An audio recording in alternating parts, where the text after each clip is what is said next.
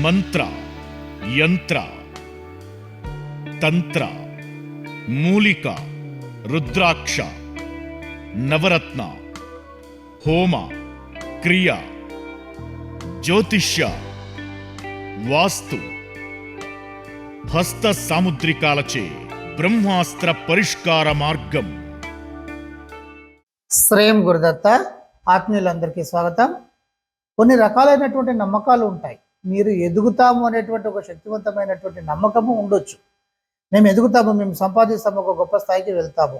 సరే, మనకు ఆ సామర్థ్యం లేకపోయినా కూడా సామర్థ్యాన్ని సంపాదించుకుంటాము, నేర్చుకుంటాము, ముందుకు వెళ్తాము అనేటువంటిది ఒక నమ్మకము చాలా శక్తివంతమైనటువంటి ప్రక్రియ. ఈ నమ్మకం పెట్టుకొని మనం ఎంత దూరమైనా కూడా వెళ్ళొచ్చు. అంటే నమ్మకం పెట్టుకొని ఇంట్లో కూర్చుంటే కాదు. ఇప్పుడు ఐఏఎస్ నేను పాస్ అవుతాను, ఐఏఎస్ నేను ఐఏఎస్లో సెలెక్ట్ అవుతాను, ఒక కలెక్టర్ అవుతాను అనేటువంటిది లోపల పెట్టుకొని నువ్వు దానికి సంబంధించినటువంటి సబ్జెక్టులన్నీ కూడా ప్రిపేర్ అవుతూ శక్తివంతంగా మీరు ముందుకు వెళ్ళినట్టయితే ఖచ్చితంగా డెఫినెట్గా మీరు అది చేయగలుగుతారు. ఇది ఒక నమ్మకంగా మనం పెట్టుకొని మనం ప్రయత్నం చేయొచ్చు. నమ్మకము మీకు విపరీతమైనటువంటి బలాన్ని ఇస్తుంది. అదే తెలిసి తెలియక, అంటే మీకు పరిపూర్ణమైనటువంటి జ్ఞానం లేకుండా ఎవరో ఏదో చెప్పారు అని చెప్పేసి అనవసరంగా ఒక నమ్మకాన్ని మనం ఒక నెగటివ్గా పెట్టుకోవడం, ఇది మూఢనమ్మకం అంటారు. ఒక నమ్మకాన్ని నెగటివ్గా పెట్టుకుంటే అది మూఢనమ్మకం అవుతుంది. అంటే ఒక నమ్మకాన్ని పాజిటివ్గా కూడా కొన్ని సందర్భాలలో ఉంటుంది, కానీ ఎక్కువగా నెగటివ్. ఇక్కడ గతంలో ఏం జరిగేది అంటే, ఎవరైనా సరే బయటికి వెళ్తున్నారు అనుకోండి, అతడికి తుమ్ము వచ్చింది. తుమ్ము ఎందుకు వస్తుంది? జనరల్గా డస్ట్ ఎలర్జీ ఉంటేనో లేకపోతే జలుబు అవుతుందో ఇలాంటి వాటికి ఆ తుమ్ము రావడం అనేది జరుగుతుంది. తుమ్మారు అనుకోండి, సరే తుమ్మారు. అప్పుడు పెద్దవాళ్ళు ఏమన్నారంటే, కాసేపు కూర్చొని వెళ్ళండి, ఆ శ్వాసకు ఇబ్బంది లేకుండా కాసేపు కూర్చుంటే ప్రశాంతత నెమ్మదిస్తుంది, తర్వాత వెళ్ళండి అనేటువంటిది ఉండేది. ఒక్కొక్కసారి ఏంటంటే ఆ అనారోగ్యం బాగా ఉన్నది అని అనుకున్నప్పుడు ఈ చలిగాలికి కానీ లేకపోతే బయటికి దూర ప్రాంతాలకు వెళ్ళినప్పుడు ఈ శ్వాసకు సంబంధించినటువంటి విధానం అంతా కూడా ఇబ్బంది పెట్టేటువంటి అవకాశం ఉంటుంది అనేటువంటి ఉద్దేశంతోనే ఆ రోజు కాకుండా మరుసటి రోజు వెళ్ళండి అని చెప్పేవారు. ఇది జనరల్గా ఆ వ్యక్తి ఆరోగ్యాన్ని అనుసరించి చెప్పడం జరిగింది. కానీ క్రమంగా ఇది ఏమైపోయింది అంటే, వెళ్ళిపోయేటువంటి సందర్భంలో, అంటే బయటికి వెళ్ళి పనులు చేసుకునేటువంటి సందర్భంలో ఎవరైనా పక్కింటి వారు తుమ్మారనుకోండి, వాళ్ళు తుమ్మారు, మీరు కూర్చోండి, సరే కూర్చున్నారు, వెళ్ళారు, పని కాలేదు అనుకోండి, వాళ్ళు తుమ్మారు కనుక మీ పని కాలేదు. సరే, పని అయింది అనుకోండి, వాళ్ళు తుమ్మారు, మంచి జరిగింది. ఇక్కడ మీ పని కావడము కాకపోవడం అనేటువంటిది మీ సామర్థ్యాన్ని బట్టి ఉంటుంది, మీరు వెళ్ళేటువంటి విధానాన్ని బట్టి ఉంటుంది. కానీ దీనికి తుమ్ముకు సంబంధం ఏమైనా ఉందా? ఇది మూఢనమ్మకం. కొన్ని మనము తెలుసుకోవాలి. మనం వెళ్తున్నాం, ఇంటికి ఎదురుగా పిల్లి వచ్చింది. పిల్లి వస్తే ఏంటండి, పిల్లి అటు ఇటు వెళ్ళదా? ఈ మధ్య నాకు ఒక పంతులే ఫోన్ చేశాడు. ఒక పూజారి, గర్భగుడిలో చక్కగా పూజలు చేసేటువంటి పూజారి అప్పుడప్పుడు వస్తూ ఉంటాడు. సడన్గా ఫోన్ చేశాడు. చేసి, గురుగారు చాలా బాధగా ఉంది గురుగారు అన్నాడు. ఏంటి, ఏమైంది బేటా అన్న. గురుగారు, నేను బైక్ మీద వెళ్తున్నాను, సడన్గా ఆ పిల్లి వచ్చేసి ఆ సీట్ కింద పడింది, చనిపోయింది. పిల్లిని చంపితే మహాపాపం అంటారు కదా, మరి నేను ఏం చేయాలి గురుగారు? నా ప్రమేయం ఏం లేకుండా జరిగింది. మీరు కావలసుకొని ఏదైనా సరే ఒక జీవిని ఇబ్బంది పెడితే అది పాపంగా పరిణమిస్తుంది. మీ దారిలో మీరు వెళ్తున్నారు, దానికి కుక్క తరిమిందో మరి ఏది జరిగిందో, అది సడన్గా ఇటు వచ్చి పడిపోయింది, అది చనిపోయింది. దానికి మనం ఏం చేస్తాము? అది పాపం ఎలా అవుతుంది? అంటే గుర్తుపెట్టుకోండి, ఇవన్నీ ఈ శకునాలు. బల్లి మీద పడుతుంది, బల్లి అంటే విష జంతువు, మనకు తెలిసిందే, కొంత విషం ఉంటుంది. బల్లి మనం తినే ఆహారంలో కనుక కర్రీస్లలో ఏదైనా పడితే, ఏదైనా కర్రీ వండుతున్నాము, కూర వండుతున్నాము, దాంట్లో బల్లి పడింది, అప్పుడు ఏమవుతుంది? అది తిన్న వారికి అది అప్పుడు చూడలేదు, మరి తిన్నారు, అప్పుడు వామిటింగ్స్ ఇత్యాది కొన్ని ఇబ్బందులు అనేటువంటివి ఎదురవుతాయి. ఇది మనందరికీ తెలిసిన విషయం. బల్లి కర్రీస్లో పడింది అంటే అది కొంత విషం అనేటువంటిది బల్లిలో ఉంటుంది. అయితే ఇప్పుడు బల్లి మీద పడింది అనుకోండి, అందరు ఏం చెప్పేవారు? మన పూర్వులు స్నానం చేయండి అని చెప్పేవారు. బల్లి మీద పడితే స్నానం చేయడం ఏంటి?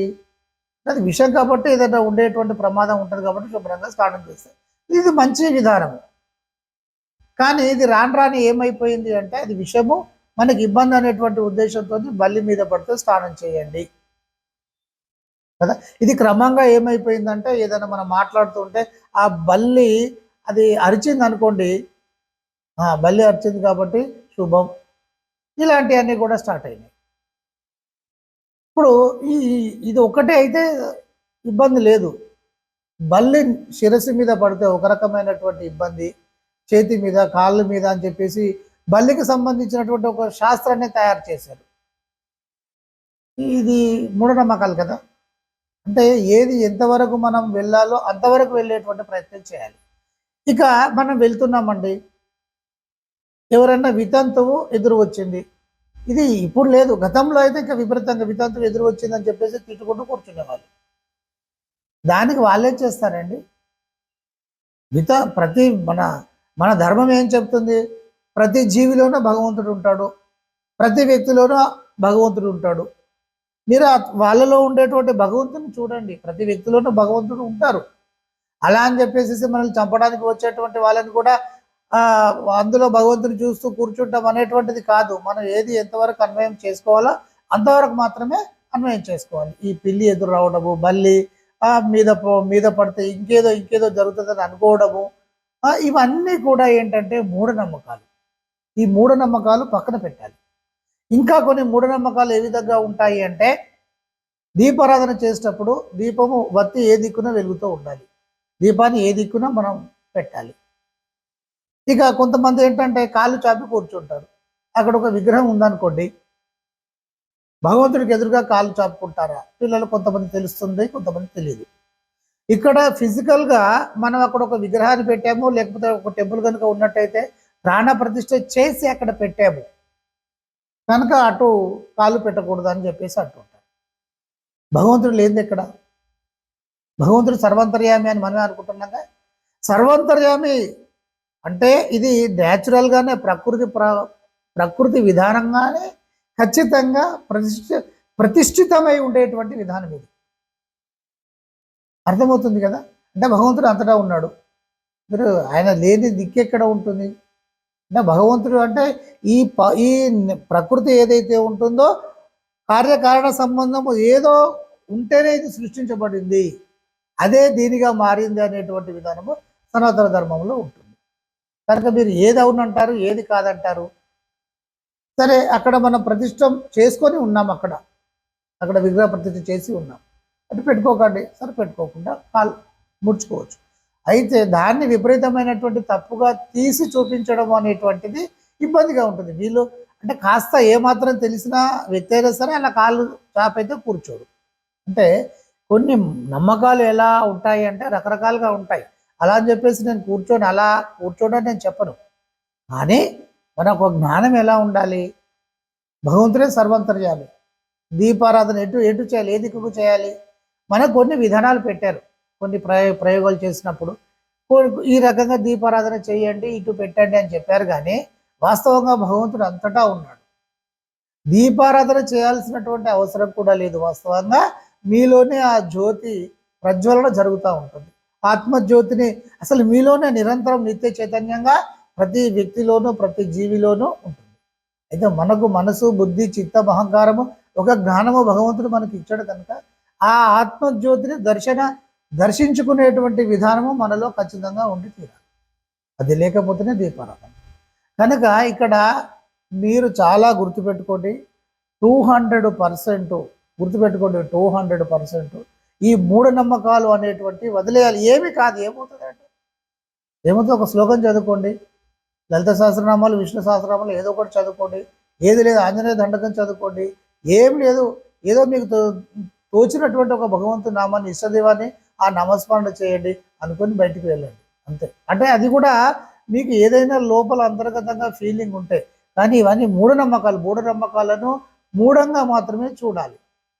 ప్రతి దానిలోనూ అంతరార్థం ఉంటుంది. అంతరార్థము లేనట్టయితే వాటిని మీరు మూఢనమ్మకంగా తీసేయండి. ఒక వ్యక్తి ఇంట్లో కూర్చుంటున్నాడు, తింటూ కూర్చున్నాడు, సరిగ్గా పనులు చేసేటువంటి పరిస్థితిలో లేడు, స్పృహలో లేడు, సోయిలో లేడు, అతడికి ఏ పని కూడా సక్సెస్ కాదు కదా, వెళ్ళలేడు కదా. ఇలాంటి వాళ్ళంతా కూడా పక్క వాళ్ళని అంటూ ఉంటారు ఎక్కువగా, మీరు తుమ్మారని, ఊరు దగ్గరని, ఇంకొకటి. ఇవన్నీ ఈ మూఢనమ్మకాలన్నీ ఫస్ట్ తీసేయాలి. మనం ఏది ఎంతవరకు అవసరమో అంతవరకు. నేను చాలా స్పష్టంగా రెండే విషయాలు చెప్తాను. మీ బలాన్ని మీరు పెంచుకోండి, మీరు శక్తివంతంగా మారండి, ముందు స్కిల్స్ పెంచుకోండి. మీకు సాధించడానికి ఏదైతే అవసరమో అది మీరు అది పెంపొందించుకోండి ముందు. రెండవది, దైవశక్తిని మంత్రం ద్వారా పట్టుకోండి. దైవ మంత్రాధీనం అనుకున్నప్పుడు దైవత్వాన్ని మన పనులకు అనుకూలంగా కానీ, సమస్తాన్ని మనకు అనుకూలంగా మార్చుకోవడం కానీ, మన సమస్యలు నిర్మూలన చేయడం అని అంటే దైవం చేసేటివి కొన్ని ఉంటాయి. నక్షత్ర గ్రహ దోషాలు కావచ్చు, పరప్రయోగాలు కావచ్చు, మనకు కనిపించినటువంటి వాటిని కనిపించకుండా కొట్టేటువంటి విధానము దైవ విధానం ఉంటుంది. దైవాన్ని నడిపించడము, చైతన్యవంతం చేయడము, ముందుకు తీసుకువెళ్ళడము అనేటువంటిది మనకు కేవలం మంత్ర విధానం ద్వారా అవుతుంది. మీరు మంత్ర విధానం చేయలేకపోతే శ్లోకాలు చేసుకోండి, దండకాలు చేసుకోండి, ఇత్యాది ఏదైనా చేసేసుకోండి. కానీ అన్నిటికన్నా ముందుగా మీరు పట్టుకోవాల్సింది మాత్రము ఇలాంటి చెడు మూఢనమ్మకాలన్నిటినీ వదిలేయడము. మీ శక్తిని విపరీతంగా పెంచుకునేటువంటి ప్రయత్నం చేయండి. మీ శక్తిని మీరు విపరీతంగా పెంచుకుంటే దీన్ని ప్రారబ్ధ కర్మ నిర్మాణం చేయడం అంటారు. ఇది కూడా కర్మ నిర్మాణంలో ఒక భాగము. ప్రారబ్ధ కర్మను మీరు స్ట్రాంగ్గా చేసుకుంటూ వెళ్ళిపోయినట్టయితే మీ జీవితం విజయాలే అన్నంత సులభంగా తయారవుతుంది. ఎటు చూసినా కూడా మీరు విజయాలు సాధించుకుంటూ వెళ్ళగలుగుతారు. ముందు మీ శక్తి సామర్థ్యాలు పట్టుకోండి. అది కాకుండా గాలిలో దీపం పెట్టి దైవమా అంటే ఉపయోగం లేదు కదా. ఇది మీరు గ్రహించుకునేటువంటి ప్రయత్నం చేయండి. ఇక చివర ఇంకొక విషయం ఏంటంటే, ఈ శివము చెప్తూ ఉంటారు కదా బిడ్డ, ఇందులో 80% రాంగే ఉంటుంది. రాగే అంటే శివం రాకపోయినా కూడా వచ్చింది అనేటువంటి విధంగా వీళ్ళు ఏదో బ్రతకడానికి అలా చేస్తూ ఉంటారు. 80%. అందుకని మీరు చైతన్యవంతంగా ఉండాలి. మీరు ఎక్కడికి వెళ్ళాలి, వెళ్ళకూడదు అనేది మీరు నిర్ణయం తీసుకోవాలి. నాలెడ్జ్ని విపరీతంగా మీరు పెంచుకుంటే ఈ ఆటోమేటిక్గా ఇలాంటివన్నీ కూడా ఆటోమేటిక్గా కట్ కావడం అనేటువంటిది జరుగుతుంది. అందరికీ బేసిక్స్. మంత్ర, యంత్ర, తంత్ర, మూలిక, రుద్రాక్ష, నవరత్న, హోమ, క్రియ, జ్యోతిష్య, వాస్తు, హస్త సాముద్రికాలచే బ్రహ్మాస్త్ర పరిష్కార మార్గం.